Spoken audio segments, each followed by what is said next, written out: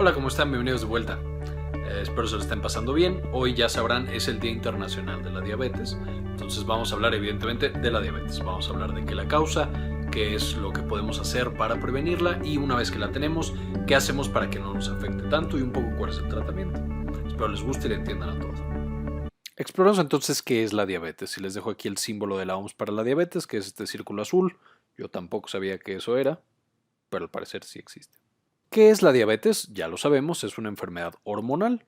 Muchas veces nos lo han dicho, básicamente lo que está fallando es la insulina y como falla la insulina, ahorita lo vamos a ver, falla el metabolismo de los carbohidratos, o sea, el azúcar en la sangre y en realidad en todos los tejidos del cuerpo. Entonces, estas moléculas que tenemos aquí, este es el azúcar, ya vimos en la clase de alimentación y saciedad, hambre y obesidad, que les dejo un enlace en la parte de arriba. Ahí mencionamos que el azúcar pues es esencial para todas nuestras células y todos nuestros procesos funcionales, entonces siempre lo necesitamos. El problema es que la insulina, ahorita lo mencionamos más a detalle, pero es un regulador muy importante. Cuando falla, esta azúcar o esta glucosa que tenemos en el cuerpo aumenta de manera muy importante y sin ningún control. ¿Qué tan grande es el problema? Bueno, ya que le toca un día internacional y la OMS lo reconoce, es porque más o menos 422 millones de personas la padecen. Es ya prácticamente una de las principales causas de muerte en el mundo. Por ejemplo, en el 2012 causó 1.5 millones de muertes directas y la hiperglucemia causó otras 2.2 millones de manera indirecta. ¿Qué son estas indirectas? Desde infartos al corazón, infartos al cerebro y algunas otras patologías. Por esto mismo aumenta de 2 a 3 veces el riesgo de infartos tanto de corazón como de cerebro y está entre las principales causas de ceguera, insuficiencia renal y amputación no traumática. O sea, causas por las cuales dejamos de ver, los riñones dejan de funcionar o nos tienen que amputar partes del cuerpo, principalmente los pies, que no sea asociado a algún trauma, principalmente por automóvil. Entonces, esta es la diabetes. Ahora, ¿qué es lo que lo causa? Vamos a ver. Nosotros evidentemente comemos. Esa es la manera en la cual nosotros obtenemos la glucosa y en general la energía. Entonces, cuando nosotros nos llevamos la comida a la boca, la tragamos, la masticamos, llega a nuestro estómago. El estómago se sigue digiriendo y una vez que llega al intestino lo empezamos a absorber. ¿Qué significa que lo absorbimos? Significa que deshicimos eso que nos comimos, por ejemplo, el plátano o el tomate o la carne que nos llevamos a la boca. Llega al intestino ya hecho pedazos muy pequeños y esos pedazos muy pequeños pasan a la sangre. Pasan muchas cosas, carbohidratos, lípidos, etcétera, pero nos vamos a enfocar en la glucosa, en los carbohidratos que contenía la comida. Entonces, por ejemplo, de ese rico plátano que nos comimos, una gran cantidad de azúcar, de fructosa y de glucosa van a llegar a nuestra sangre. Y en nuestra sangre, evidentemente, lo que tiene que pasar es que estas moléculas de glucosa llegan a nuestras células, salen de la sangre, y entonces las células muy contentas se la comen, la metabolizan y producen energía. Entonces, si estas coloridas células fueran, por ejemplo, de el músculo, pues entonces ya podríamos contraerlo y caminar y correr y lo que sea. Si fueran del corazón, pues ya puede latir y ya puede hacer todas las cosas que necesita hacer. Si fueran neuronas, o sea, del cerebro, ya podríamos pensar y mandar información, etcétera, etcétera. Entonces, una vez que nosotros tenemos estas moléculas de glucosa, la célula hace lo que tiene que hacer. Sin embargo, evidentemente, no toda la glucosa se va a las células. Algo de esa glucosa sobra, se queda en la sangre.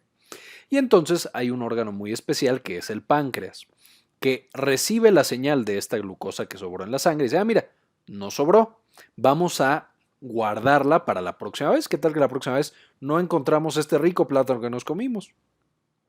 Y entonces empieza a liberar una hormona, que ya adivinarán, se llama insulina. Esta insulina entonces es la señal para guardar toda la energía que sobró. Ya que todas mis células comieron y ya que todas están haciendo sus funciones, vamos a guardar toda la glucosa que sobró. ¿Dónde la vamos a guardar? La insulina va viajando por todo el cuerpo y entonces, ¿dónde puedo guardar tanta energía? Porque el plátano tenía mucha energía y yo no la usé toda. Pues vamos a ver que se puede guardar el depósito más importante y más grande, va a ser el tejido adiposo, la grasita que tenemos en la barriga y en otros lados. Y ahí la única cosa es que el cuerpo tiene que transformar a través de muchos procesos bioquímicos este azúcar, esta glucosa, la tiene que transformar en grasita. y entonces esa grasa entra en el tejido adiposo y ahí se queda para más adelante, si la necesitamos, volver a convertirla en energía y volver a utilizarla.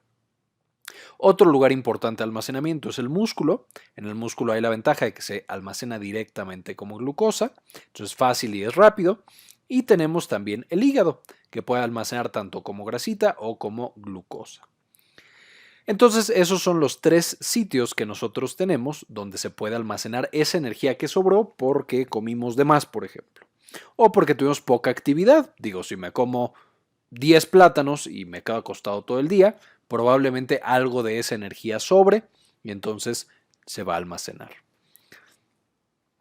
Ahora, ¿qué es la diabetes en particular? Ya vimos que cuando comemos, la energía que sobra se mete a las células y se guarda en la grasa, el músculo y el hígado a través de la insulina. La diabetes básicamente, ya quedamos, es una enfermedad en la cual la insulina no funciona bien.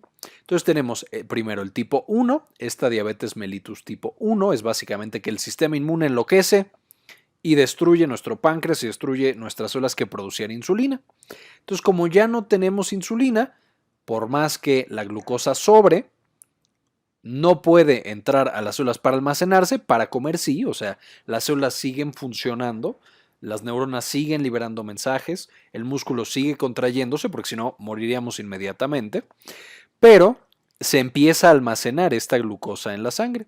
Cada vez hay más y hay más y hay más hasta que alcanza niveles tóxicos. Ahorita vamos a mencionar cómo es esto. La diabetes mellitus tipo 2, que es la más prevalente, esta es la que no le da a los jóvenes, la otra, la autoinmune, pues da desde jovencito, porque el sistema inmune se vuelve loco temprano. Pero la diabetes mellitus tipo 2 es la que más conocemos y es la que asociamos a haber comido demasiado. Ya quedamos que cada vez que nos sobra energía, por ejemplo, si ya nos comemos los 10 plátanos y además le entramos con singular alegría al refresco de los tamales, pues sobra mucha más energía. Entonces, evidentemente, esa energía de nuevo se guarda en músculo y en hígado, pero también se guarda bastante en tejido adiposo. Y entonces el tejido adiposo crece y crece y crece más y crece más. Esto hace que el tejido adiposo cambie. La insulina, que era la que le da la señal al adiposito que guardara más y más y más energía, llega a un punto en el que el adiposito sabes que no. O sea, ya no puedo guardar más energía, ya te estás pasando. Y entonces empieza a secretar una señal química, varias de estas sustancias liberadas a la sangre, el factor de necrosis tumoral, resistina, cortisol, etcétera. Y esto lo que hacen es bloquear la acción de la insulina. Y sabes que ya no vas a trabajar, ya te pasaste, ya dejamos que almacenaras todo lo que quisiste, pero se acabó, porque esto ya está muy mal, es demasiado. Y entonces a partir de este momento, estas sustancias que secreta el adiposito, este tejido, la grasa de nuestro abdomen, va a generar algo llamado resistencia a la insulina. O sea, en esta no es que la insulina falte, sí tenemos insulina, a diferencia de la diabetes mellitus tipo 1 o autoinmune, sino que aquí tenemos resistencia a la insulina por estas otras sustancias químicas que secreta nuestra pancita y otro tejido adiposo. ¿Y qué es lo que va a pasar entonces? De nuevo, comemos, esta comida se convierte en glucosa y pasa a la sangre. Ya que está en la sangre, se va hacia nuestros tejidos y nuestros tejidos comen todo lo que quieren y trabajan perfectamente bien. Y de esta glucosa que sobró, le da la señal al páncreas, pero en vez de que secrete insulina, sí la secretamos, pero no funciona. No se guarda en tejido adiposo, músculo y en hígado, sino que se queda en la sangre. Esto hace que se pueda quedar en la sangre mucho, mucho tiempo después de que nosotros comimos, porque pues ya no la estamos usando para demasiado, porque estamos sentados en el sillón después de tomarnos nuestra Coca-Cola. Entonces no la estamos usando y se queda ahí almacenada. Y si además de que no la estamos usando porque estamos sentados en el sillón, vamos y nos comemos unas deliciosas papas, pues entonces todo eso también se convierte en glucosa y también pasa a la sangre. Y de nuevo, como esto no se elimina, la próxima vez que comamos, a lo mejor ya comemos algo relativamente sano, arroz, unas tortillas, fruta, incluso verduras, esa que también se convierte en glucosa, también llega a la sangre y también se acumula. Y entonces todo lo que comemos que se convierte en glucosa se empieza a acumular en la sangre. Y de nuevo, en la sangre no puede estar toda la glucosa porque puede alcanzar niveles tóxicos. Ahorita vamos a ver cómo. Pero básicamente es que esta glucosa se pega a las células, especialmente a las partes de proteínas, y hace que esas proteínas ya no funcionen. Entonces, todo lo que tenga proteínas en nuestro cuerpo va a dejar de funcionar si la glucosa está suficientemente alta en nuestra sangre. ¿Cuáles son las principales cosas que esta pequeña molécula de glucosa puede dañar cuando está en exceso? Primero, los vasos sanguíneos pequeñitos, los muy pequeñitos. Estos vasos sanguíneos pequeñitos son los que ya se encargan de llegar al tejido y darle todo lo que necesite, todos los nutrientes, todo el oxígeno, absolutamente todo. Estos vasos sanguíneos pequeñitos, cuando son dañados por la glucosa, básicamente causan que tejidos como el riñón ya no reciban sangre, ya no reciban oxígeno y entonces empiecen a morir. Aquí es importante notar, esta es una muerte que es muy silenciosa, no genera síntomas porque son vasos muy pequeñitos, entonces como se están muriendo partes muy pequeñas poco a poquito, no lo sentimos y no nos damos cuenta a menos que lo estemos buscando. Otra parte que se afecta mucho es el sistema inmunológico, que trabaja por completo y en todos lados con proteínas. Entonces, el sistema inmunológico ya sabemos que se encarga de tanto controlar infecciones como reparar los tejidos dañados. Entonces, cuando lo afectamos, vamos a tener una gran propensión a infecciones. Cualquier gripita o cualquier infección leve hace que sea más fuerte en nosotros y hace que se pueda complicar muy fácil, desde las neumonías que ya hemos mencionado hasta cualquier otra infección. Y va a ser importante también cuando lleguemos a el pie diabético, que lo voy a mencionar al final. Va a afectar esta glucosa en exceso también a los nervios, entonces puede afectar desde los nervios de las manos y los pies, haciendo que ya no los sintamos o que sintamos así como que se nos acalambran o que los tenemos débiles, que no los podemos mover bien. Y otra cosa característica es que se va a afectar el nervio del ojo, entonces empezamos a ver menos. Además, este problema con el ojo se suma a que los vasos sanguíneos pequeñitos que nutren a la retina, que le dan oxígeno y glucosa y otros nutrientes, también ya no están funcionando. Entonces, al ojo ya no le llega nutrientes y además directamente el nervio está siendo dañado, por lo que llega un punto en el que ya no vemos. Al principio no vemos bien, empezamos a perder más y más la vista hasta que nos quedamos completamente ciegos. Con los vasos sanguíneos grandes, que también se pueden afectar, digo, si afectamos a los pequeñitos, si dejamos que pase el tiempo, llegamos a que se afecten los vasos sanguíneos grandes. Y aquí es cuando ya nos empezamos a dar cuenta que algo está mal. ¿Por qué? Porque el paciente o nosotros empezamos a tener infartos en el corazón o infartos en el cerebro. Y entonces ahí es cuando decimos, mira, es diabético. No nos habíamos dado cuenta en todo este tiempo que tuvo todo este daño a varias partes de su cuerpo, no nos dimos cuenta hasta que llegó algo verdaderamente grande y prácticamente lo mata y se lo lleva, que es el daño de los vasos sanguíneos grandes. Otras cosas, otros vasos sanguíneos grandes que se pueden afectar son los que llegan a los pies, entonces esto causa que también no tengan buen riego sanguíneo. Si nosotros juntamos estas cuatro, daño a vasos pequeños, grandes, a nervios y al sistema inmunológico, vamos a poner uno de los ejemplos más evidentes que tenemos en la diabetes, que es el pie. A fin de cuentas, el pie es una estructura que está lejos del corazón y que los nervios tardan mucho en llegar. Entonces, lo que pasa es que los nervios se afectan, ya no sentimos bien el pie, ya no lo movemos bien, entonces está en posiciones extrañas y lo empezamos a lastimar. Eso hace que nosotros desarrollemos pequeñas úlceras muy pequeñitas por usar zapatos o por pisar mal, por el daño a los nervios. Al tener estas úlceras, el sistema inmunológico no es capaz de reparar esa úlcera. Y además, los vasos sanguíneos no le dan nutrientes a este pie para que se repare. Entonces la úlcera se queda y empieza a crecer. Las bacterias evidentemente llegan y viven en esa úlcera. El sistema inmunológico no es capaz de detener esas bacterias y entonces el paciente desarrolla algo llamado pie diabético, en el cual estas úlceras crecen, se infectan y muchas veces pueden incluso perder las extremidades.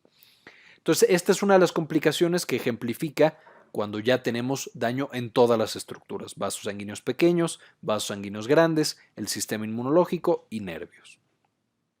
Y lo importante es que siempre las primeras fases van a ser asintomáticas. O sea, al principio no tenemos ningún síntoma, ni dolor de cabeza, ni sueño, ni fatiga, nada. ¿Por qué? Porque nuestras células sí pueden comer la glucosa, sí pueden utilizarla. Entonces son completamente normales y no nos damos cuenta hasta que es muy tarde que esta glucosa estaba demasiado alta, ya destruyendo nuestras proteínas y por lo tanto los vasos sanguíneos pequeños, grandes, los nervios y el sistema inmunológico. Ahora, si no nos atendemos, si no nos revisamos, ¿qué es lo primero que vamos a sentir con la diabetes? Las 4 principales características es poliuria, o sea, voy mucho al baño, porque toda esta azúcar o toda esta glucosa que tengo en la sangre sale ya por el riñón y jala mucha agua, entonces orino cada 2 minutos. Tengo polifagia, muchísima hambre, porque como tengo tanta glucosa que no puede ser usada por mis células para ser almacenada, entonces al no haber almacenes, el cuerpo dice, oye, no estoy almacenando nada, me está faltando comida, come más. Y entonces el paciente come más, trata de almacenar más, menos funciona su insulina y más se complica. Polidipsia le da muchísima sed a la persona porque al haber tanta glucosa que se está yendo por orina, pues está deshidratada la persona. Y por último tenemos pérdida de peso. Esto de nuevo es porque estamos empezando a secretar todas estas hormonas que secreta el tejido adiposo, ya mencionamos factor de necrosis tumoral, cortisol y las demás, empiezan a ya dañar a nuestro músculo, a nuestro resto del tejido y empezamos a perder mucho peso, muy rápido. Esta pérdida de peso no es saludable y no debe de mantenerse. Esto significa que ya el paciente está muy descontrolado. ¿Qué otras cosas podemos presentar? Ya quedamos en la polidipsia y la polifagia, pero también como letargo y estupor. Ya una persona que está así como confundida, que no despierta bien, esa es una diabetes muy severa y mal controlada.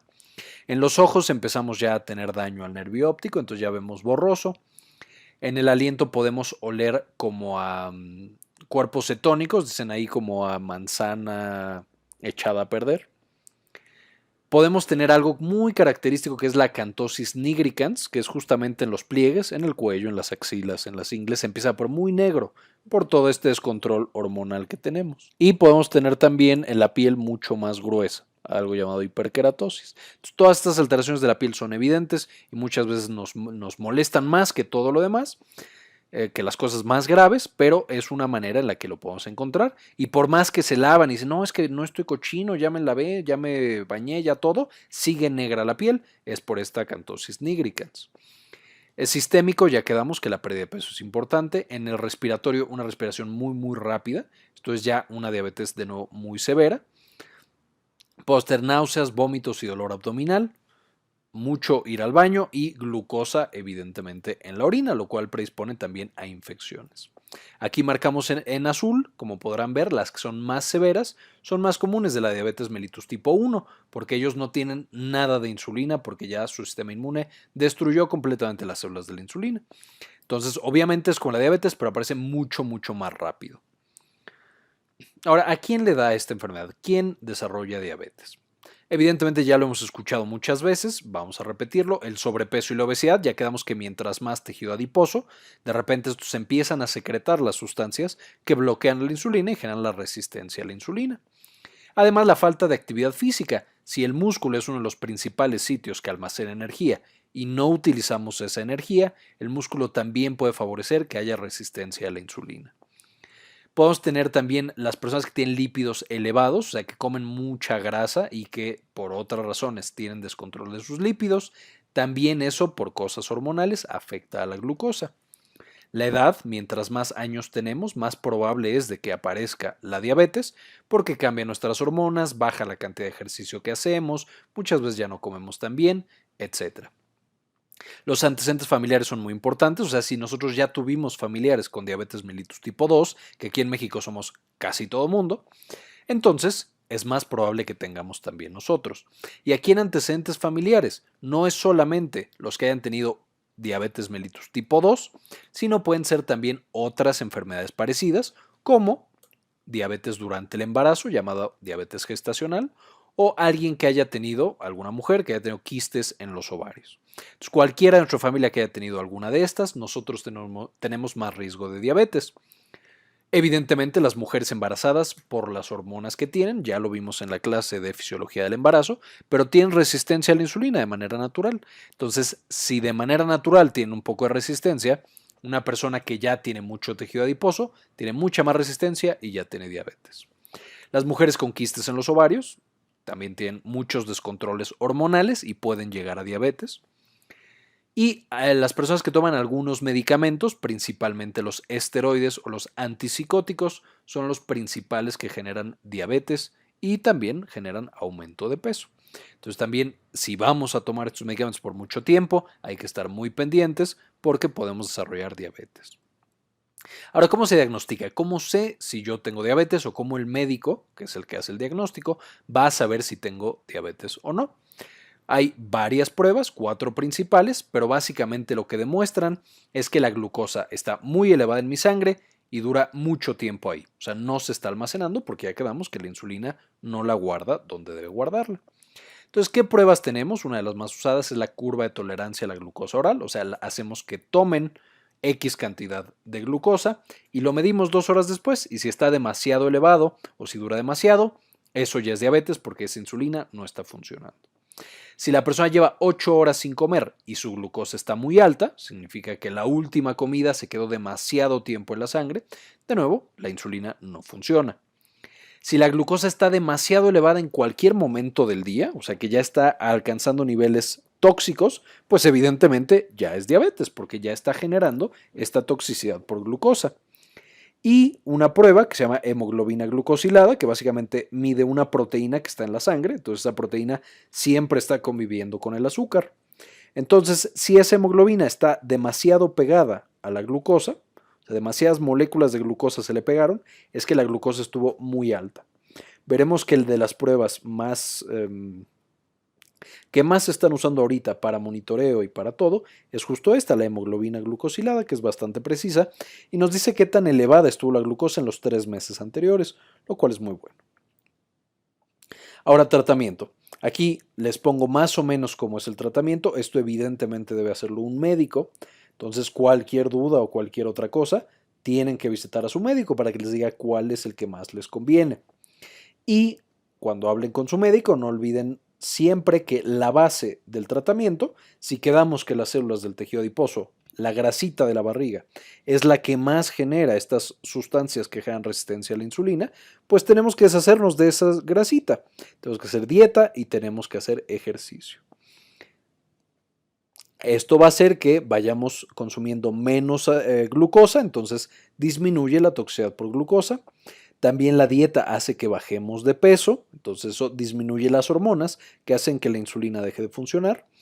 Y el ejercicio, además de que es bueno para el corazón y para el cerebro, hace también que se gaste la energía del músculo y disminuya la resistencia a la insulina. Ahora, además de estas dos que todos los pacientes deben tener, no importa qué tan avanzado o qué tan empezando estén con su diabetes, siempre deben tener estas dos. ¿Qué otra cosa puede recetar el médico? A lo mejor una cosa llamada metformina. Esto le ayuda a la insulina a trabajar. O la glibenclamida, que obliga al páncreas a secretar más insulina, con por supuesto el riesgo de que si mi insulina ya no sirve, ¿de qué me sirve secretar más? Pero bueno, ambas pueden ser usadas en pacientes diferentes. Tenemos otras hormonas, se pueden administrar unas que se llaman incretinas, que estas lo que hacen es que le ayudan a la insulina a funcionar mejor, igual que la metformina. Y si nada de esto funciona, directamente lo que hacemos es aplicar insulina. Como lo principal que está causando el daño a los nervios, a los vasos grandes y chiquitos y al sistema inmune es la glucosa tan alta, pues entonces cuando nosotros inyectamos, como vemos aquí, de manera subcutánea, en el pellejito, la insulina, lo que hacemos es que obligamos a esa glucosa a bajar por más alta que esté. Y entonces, si hay mucha resistencia, pues inyectamos mucha insulina, si hay poquita, inyectamos poquita. De esta manera hacemos que la toxicidad por glucosa aparezca mucho después. ¿Cómo prevenimos? ¿Cómo hacemos para que no nos dé? Pues ya quedamos, uno de los pasos más importantes es mantener un peso saludable. El peso saludable, ¿cómo sabemos si estamos en un peso saludable o no? Si saben sacar el índice de masa corporal, es menos de 25, pero no me voy a meter mucho en eso. Uno de los parámetros más adecuados, más utilizados y que se ha demostrado que funciona mejor, es medir el perímetro abdominal. Básicamente ponemos una cinta métrica justamente por encima de la cicatriz umbilical, que no quede tan pegado que podamos meter un dedo, como se ve en esta imagen. Y las mujeres tienen que estar por abajo de 88 centímetros y los hombres por abajo de 94 centímetros. Esto de acuerdo a las guías americanas, ahí a la TP4. Si nos vamos a las guías nacionales, a la guía del IMSS, tiene que estar abajo de 80 en mujeres y de 90 en hombres. Pero bueno, básicamente tenemos que mantener un perímetro abdominal saludable. Menos de eso está bien, porque de nuevo es esta grasita la que está generando toda esta resistencia a la insulina por todas las cosas que está liberando. Segundo, una dieta baja en carbohidratos. O sea, todo esto que contiene mucha glucosa hay que evitarlo lo más posible. ¿Qué es lo que va a generar esta dieta baja en carbohidratos? De nuevo, que bajemos de peso y que tengamos menos glucosa en la sangre para evitar esta toxicidad por glucosa. ¿Qué tenemos que evitar? ¿Qué son los carbohidratos? Es, para simplificar, todo lo que es dulce más algunos otros alimentos. Uno de los más importantes aquí en México son los refrescos. Todos los refrescos están llenos de carbohidrato. Entonces debemos evitarlos lo más posible. Las aguas naturales desafortunadamente también tienen muchos carbohidratos, por eso son dulces. Entonces también debemos evitarlas. Aguas naturales me refiero a frutas como mango y todas estas. ¿Qué otra cosa? Todas las frutas tienen carbohidratos. No estoy diciendo que no hay que comer frutas, sí hay que comer frutas, pero no tanto, con moderación. La miel está llena de carbohidratos, hay que evitarla. El elote, el pan, la papa, todo eso tiene carbohidratos, hay que evitarlos lo más posible. El arroz también. Los pretzels, las papas y todo eso también evitarlo completamente. Si vamos a consumir alguno de ese tipo de alimentos, hay que consumir alimentos que sean más, ¿cómo decirlo?, digamos naturales y que se absorban más despacio. ¿Cuáles son los que más se recomendarían? Principalmente cosas como arroz integral, como pan integral también, aunque no en grandes cantidades, y algunas otras cosas. Si quieren, después hablamos cuáles son los mejores y los peores carbohidratos en otro video. Si les interesa, pónganlo en los comentarios y discutimos índice glucémico y todas esas cosas. Las tortillas tan populares aquí en México también son carbohidratos, hay que evitarlas. De nuevo, no hay que quitarlas completamente de la dieta, pero sí moderarla, consumirla menos de 2 veces por semana, por difícil y horrible que suene. Y también los postres, todo lo que sea dulce, todo lo que tiene azúcar, esos son puros carbohidratos. Los cafés de Starbucks o de alguna otra cafetería que le echan caramelo sobre crema sobre azúcar, eso también hay que evitarlo. Y todos estos lo que hacen al nosotros evitarlo, ya quedamos que traerá consecuencias positivas. El ejercicio también es una piedra angular del tratamiento de la prevención de la diabetes. Básicamente, ¿qué significa hacer ejercicio? Más de 150 minutos por semana es lo que se ha demostrado que sirve más. ¿Y qué significa ejercicio? O sea, ¿hasta qué punto debo llegar? Debo hacer que mi corazón lata a más de 100 latidos por minuto, o sea, que ya esté acelerado. ¿Por qué? Porque ahí ya sé que mi corazón está trabajando y mis músculos también están trabajando bastante. Eso es el ejercicio. Más de 150 minutos por semana, más de 100 latidos por minuto cada sesión de ejercicio. No todos llegan hasta aquí, este es el ideal y de hecho, o sea, esto no es el límite alto, puede haber sesiones mucho más extremas, pero este es un buen sitio para empezar. ¿Qué otras cosas tenemos que hacer? Si ya quedamos que la diabetes puede aumentar el riesgo de otras enfermedades, especialmente de infartos al cerebro y al corazón, al mismo tiempo que estamos tratando de evitar que nos dé diabetes, pues podemos disminuir el riesgo de nuestro corazón y nuestro cerebro. ¿Cómo? Me puedo medir los lípidos, específicamente el colesterol, tanto el bueno como el malo, medirme la presión arterial para que esté en el rango adecuado, ahorita vamos a ver cuál es.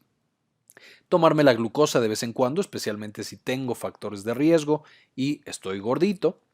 Y no fumar, que esto va a ser la recomendación casi en todas las clases que hemos visto. No fumar es de lo más importante que podemos hacer para cuidar nuestra salud. Ahora, ¿qué pasa si ya soy diabético? Ok, ya me diagnosticaron, hoy llego y el doctor me dice, ¿sabe qué? Usted es diabético. Como ya vimos, la glucosa se elevó años antes de que fuera detectada. O sea, ya llevamos muchos años de toxicidad por glucosa. Entonces, ¿cómo sé qué tanto daño me ha hecho esa glucosa alta? Lo que tengo que hacer en ese momento y a partir de ese momento, el resto de mi vida, necesito tomarme la hemoglobina glucosilada. Esto nos va a decir qué tanta glucosa se pegó a nuestra hemoglobina, que es una proteína que tenemos en la sangre. Y entonces, si la tuvimos muy elevada los 3 meses anteriores, va a salir más de 6.5. ¿Qué otra cosa tenemos que hacer? Acudir al oftalmólogo una vez al año, nos va a revisar el ojo y va a checar cómo está nuestro nervio del ojo para que sí estemos viendo bien. Tenemos que hacernos una prueba de orina, si ya el riñón está siendo afectado, si ya le está faltando oxígeno, a lo mejor otra cosa ya les está siendo dañado. Vamos a tener albúmina en la orina, muy poquita, pero ahí va a estar la albúmina, lo cual no es normal en un riñón sano. Vamos a necesitar una revisión de los pies por un médico cada 6 meses, que básicamente va a checar cómo está todo el pie, si sentimos el talón, la punta, los dedos, etcétera, si tenemos buena circulación sanguínea, etcétera. Y nos va a decir, ¿sabes qué? Si estás sano de tus pies, o sabes que no, tienes que empezar a usar zapatos diferentes, o tienes que bañarte o lavar los pies ya solo con agua tibia, etcétera. Tenemos que checar nuestra presión arterial. Si ya soy diabético, necesariamente tengo que mantenerla abajo de 130/80 y controlar el colesterol cuando está alto, especialmente el colesterol malo, que es el LDL. Muchas veces nos van a dar medicamentos llamados estatinas, pero bueno, eso ya es cosa del médico cuando nos esté revisando. Esta es la evaluación completa, o bueno, esta es la evaluación inicial y basal que hay que hacerse siempre que ya somos diabéticos. Todas estas pruebas, por lo menos una vez al año, y hay algunas que son más de una vez al año, por ejemplo la hemoglobina glucosilada, la presión arterial, etc. Y bueno, si quieren saber más, aquí les dejo de dónde saqué la información y les dejo algunos artículos para que lean más y se enteren más del tema por si les interesa. Bien, eso fue todo por la clase de hoy, espero les haya gustado y la hayan entendido. No olviden suscribirse en el botón rojo de abajo. Cualquier pregunta o comentario déjenlo también en los comentarios. Y como siempre, ayúdenos a cambiar el mundo, compartan la información.